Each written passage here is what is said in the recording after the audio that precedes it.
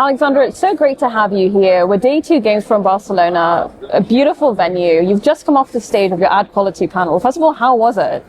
It was good. Yeah, I had a fantastic panelist with me. So they covered all the sides of the ad quality. Yeah, so both publishers, search tools, networks.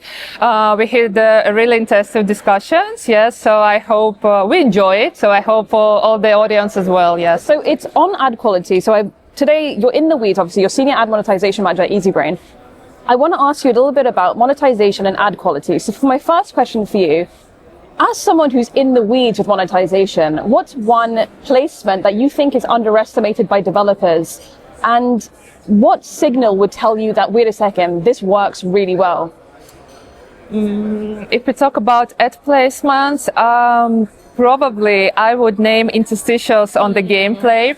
I know it's a tricky and controversial placement, and usually the publishers divide it into 2 groups. Yeah. So one of them, they avoid this interstitial. They say, hey, it's like for the hyper casual games, we don't use it.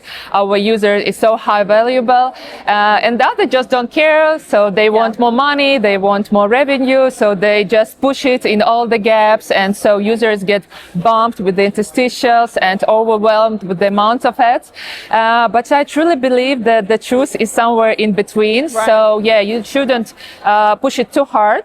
But if you're able to find a perfect spot, a gap in your gameplay where it could be placed pretty natural, I would say, you can have a solid uplift in the ARPDAU. So, and once you find this place, so you should just look at the metrics.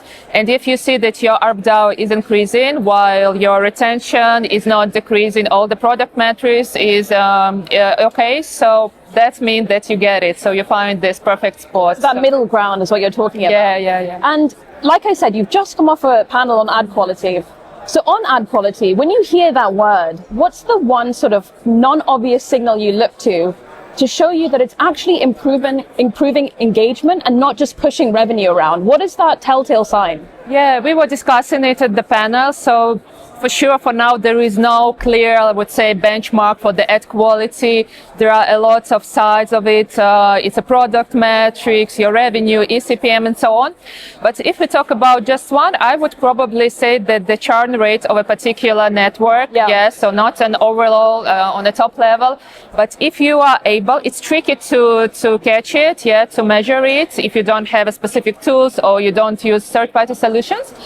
But still, if you're able to catch a churn rate of a specific network, you can find the spot where your users are churned. So usually it's 1 or 2 network, So you should look precisely at the level network level churn rate to make sure that to find this network that churn your users. So basically that's it. And final question for you here. So you work for Easybrain, you're in the midst of making all these games. When you're thinking about monetization decisions, what's a monetization decision that you think you make and then you see the value of later? So the value kind of shows up not straight after, but a little bit of time, and you're able to see that, wow, this really works. It's at quality. I guess you're right. We discussed it, that's the only side of the monetization, because usually in monetization you see the effect of your changes right there. So rather the ARPDAU is increasing or decreasing.